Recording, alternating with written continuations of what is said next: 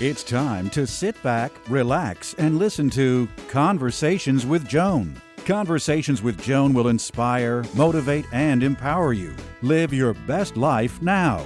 Listen, learn, think, and decide. And now, here's your host, Joan Herrmann.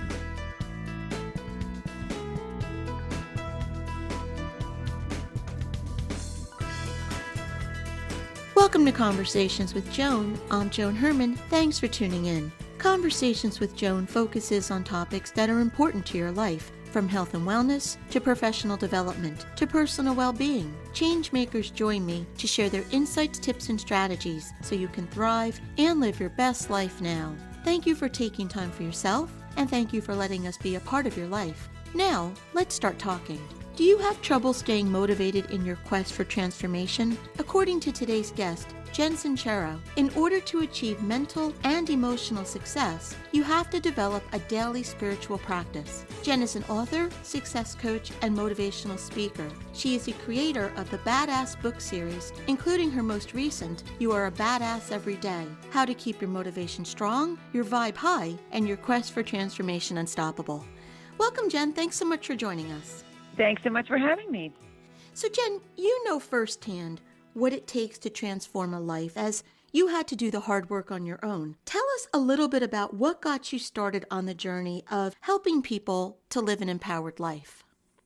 I got started because I found such incredible results when I went through my own transformation, and I truly believed that if I could do it, anybody could, because I was so mired in my negative crap for so long. And once I made the decision to turn it around, it actually worked. So I figured I had to share that information with as many people as I could. So, Jen, what was your life like during that time? Well, I basically was in my 40s, and I had a great life. Don't get me wrong, like very blessed to have the life I've had, but I was always incredibly, incredibly broke. And I just had this money story that was such a bore. And I found myself in my 40s living in a garage, making hardly any money, really struggling. And, not only, it's no fun to be broke, but also just feeling like so down on myself and sad that, this is the best I can do. It was just incredibly frustrating. And so I made the decision to not be that person anymore. And I started reading self-help books and going to coaching seminars and, anything I could do to learn about money and learn about mindset, I did, and started turning the ship around. Jen, do you think it's our story about money that keeps us stuck? I do. I think it all starts with mindset, because every action you take is based on what you believe. So if you believe that money is evil, or that you suck at making money, or that the economy sucks, you're going to take very different actions than if you believe that making money is fun and good and that you can do it because other people have done it.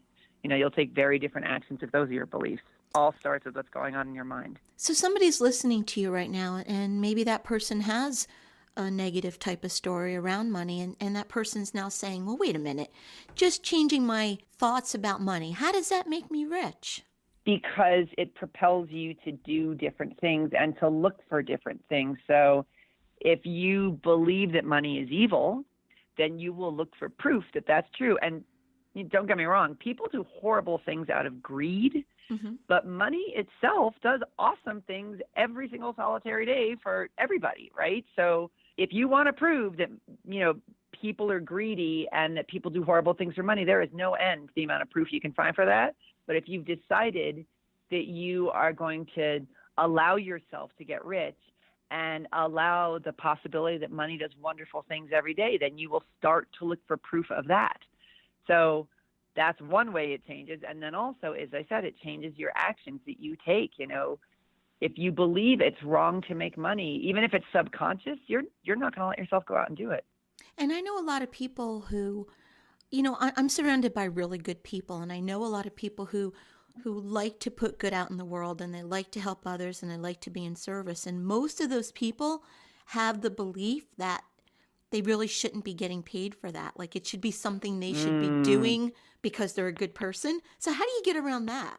Why is that mutually exclusive? I just don't even understand that. Right. Because we've made money wrong, right? Yeah. Because if you question that belief, so if I'm helping people, I should not get paid for that. It's a complete devalue of yourself and the work that you put out. To that point, I think one of the greatest gifts in life is to be able to earn a living doing something positive. I don't think there's anything better than that. Absolutely.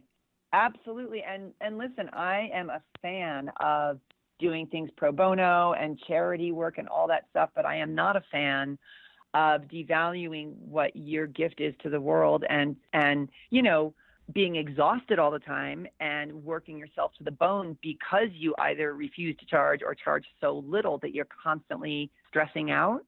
So allow the abundance in, allow yourself to take care of yourself, and then you can take care of a lot more people. So we're talking about the importance of a mindset shift. And, to this point, we've been talking a little bit in generalities, but if somebody wants to actually do this, what's a strategy that that person can implement right now that can make a difference in his or her life? First, making the decision to change. I can't stress how important that is. It sounds so simple and stupid, but because when you make the decision to make the change, when all of your defenses come up and all your reasons why not come up, if you've made that decision, you're like, okay, I see you and I'm still going to make the change. So the decision is key. Start reading self-help books. Like, there's no end to books out there by people who can walk you through this stuff so you don't have to figure it out on your own. And, surround yourself with other people who are kicking butt, especially who are doing what you would like to be doing with their lives. Who you surround yourself with greatly affects how you see the world and what you believe. Get a mentor, take whatever actions you can take to turn it around. Don't just keep doing the same stuff and sort of hope that things are going to change. Many people settle for less than what they're capable of achieving because they have this fear of the unknown. They're afraid to change something because they don't know what would happen, and there are all those what ifs. How were you able to face your fears and transform everything about your life? I got very wrapped up in my results. I really spent time focusing on the specifics of what the changes would look like. And so I got really excited about it. So as I said, my big struggle was around money. So I got very excited about the feeling of ease and freedom that having money would bring into my life and all of the wonderful things that I could do once I had some money. So it was an emotional thing. And I think it's really important to stay attached to the emotions of the change that you seek to make in your life. And you get attached to the emotions by getting very clear on the specifics of what it's going to look like. So in the process of visualizing and imagining what you'd be going through when you achieve what it is you want, that's what keeps you motivated in the downtime. Exactly. And it's what will help you push through the terror of doing all the new things and the unknown things that you're going to have to do if you want to make change. Jen, in your book, you write about low vibe phrases. What is a low vibe phrase, and can you give us some examples? Yeah, well, first of all, complaints are low vibe phrases. So for me, it was always, I can't afford it, slamming rich people every chance I got, talking about how hard it was to make money. Look at what's coming out of your mouth, especially around the thing that you say that you want to change. That's huge. And it's also a great compass to help you realize, okay, these are the beliefs I've got and they're not helping me. What could I possibly shift my focus to that would help me out of this rut? So we all have our own specific low vibe phrases, but also the word want and try and can't, really look out for those phrases and shift them to more powerful ones like I am, I love, I can. Little things like that, they all carry energy. So paying attention is very important. And in addition to that, you say that we need to create a spiritual gym. What does a spiritual gym include? It's basically a practice that keeps you strong, because motivation and tenacity and belief systems are all muscles that we need to strengthen. And so if you're living in a certain quote unquote reality and you're surrounded by people who have certain belief systems and you've been living an entire life with certain belief systems and you desire to change them, you have to strengthen those muscles. So a spiritual gym practice, as I call it, is reading the self-help books. And this is something you do every single damn day, because just like when you get into shape physically, you got to keep showing up to keep strengthening and stay in shape. So find a self-help book that is really helpful and figure out how much are you going to read it, 5 minutes a day, 10 minutes a day? When are you going to read it? Are you meditating? When are you going to do that? For how long and where? What music are you listening to? Stuff that lifts you up or makes you want to slit your wrists? Who are you hanging out with? Do you have a mastermind partner? Do you have a coach? You know, do you exercise? What is it that energizes you? And you've got to put a specific practice together, and you have to do it every single day. And I'm talking even 10 minutes a day can make a huge difference in your life. And everything you're talking about, it requires taking ownership of your life. It requires putting the effort in and the time in, and it requires eliminating all of the excuses that we tell ourselves for the reasons why we can't do the things that you're suggesting we do. Mm-hmm. And that's why this whole thing of staying attached to the vision of the result is critical, because those excuses have been around a long time and they've served us very well to keep us exactly where we are. And a lot of them are very justifiable, right? Like it's very responsible to do what we're doing. We're doing the safe, smart thing. Meanwhile, going for your dreams can seem crazy and irresponsible and whatever. So you've got to really hold fast to the feeling of excitement around your desired result, because those excuses will come in so fast and knock you down if you don't. I'm listening to you, and I was, for 43 years of my life, I was one of those people who played it safe, who was in her comfort zone, who made excuses and really believed all of the things I told myself why I couldn't do something. And it took a complete upheaval of my life for me to learn that everything you're saying, it's absolutely true, because I've done it all. And that is when you see transformation. It's when you get to know who you are. It's when you come into your power, and you really can make things happen if you push those excuses aside and do the work. Mm-hmm. Yeah. But And we love to cling to them because it's safe and known and familiar. Meanwhile, we got one shot at life on planet Earth, and I don't believe that everybody has to make $1 million and get their own television show. Right. Whatever lights up your heart, that's what we're talking about, and that's all that Exactly. matters. And just really starting to live your life and stop staying, what I say, in the waiting room of your life, waiting for something to happen, to go out and Right. make it happen.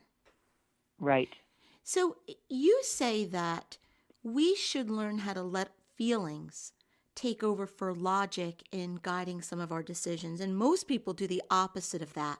So explain to us what you mean about letting feelings take over for logic. I think they're both very important. I'm a fan of the brain and the logic and education and all that stuff. But my point with that is we do it at the cost of our intuition and our emotion, because we value the brain and logical thinking in our society. So I'm hoping people will embrace this incredibly powerful side of ourselves that we discredit. The gut. How many times have we said, I should have listened to my gut? So practicing, we've got the logical side down for the most part. I'm hoping people are going to learn how to strengthen their relationship with their intuition, because that's the connection to the heart that we were just talking about. And that's the part of us that we tend to push aside. I believe most of us know what's right for us, but we don't pay attention to it. Exactly. And there are no excuses in that side of ourselves, right? The logical brain has lots of excuses and lots of experience on why it's not going to work and all that stuff, but our intuition doesn't have any of that. So that's why it's so powerful. And sometimes it goes against logic. Exactly. Most of the time it does. So, Jen, a few moments ago, we were talking about complaints and excuses that people use. And I forgot to ask you this. Is it a good practice for us when we have all of these excuses to figure out a way to transform them into motivation that can enable us to take action?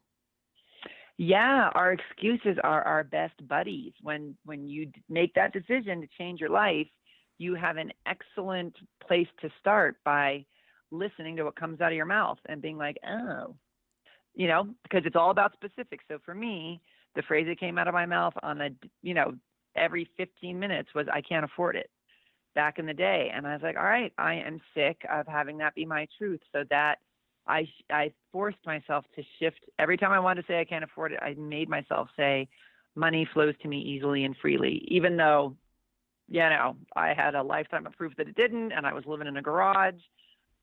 That was the reality I chose. And so even though I didn't quote unquote believe it right away, it made me feel really excited, and it was something I desired. So I started clinging to that instead, and it shifted everything for me. It really did.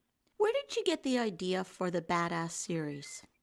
I, when I made the decision to start changing my life, I started reading every single self-help book under the sun, and I was extremely snarky about self-help and anything woo-woo, and I was too cool for school, but I was desperate. So I did, got out of my comfort zone and read them. And I mean, there was such incredible information and so many brilliant teachers, but I was like, where's the funny stuff? Where's the curse words? And I basically wanted to, because I'm a writer first. So I was like, well, I'm a writer and I'm reading these great books, and I feel like I could write something in my own voice that would reach a whole new group of people who are snarky like I am, and also who would just say this stuff in a different way, because, we hear the same stuff over and over and over, and then all of a sudden we have this aha moment because somebody maybe says it in a way that we can finally hear it. So that was my hope for these books.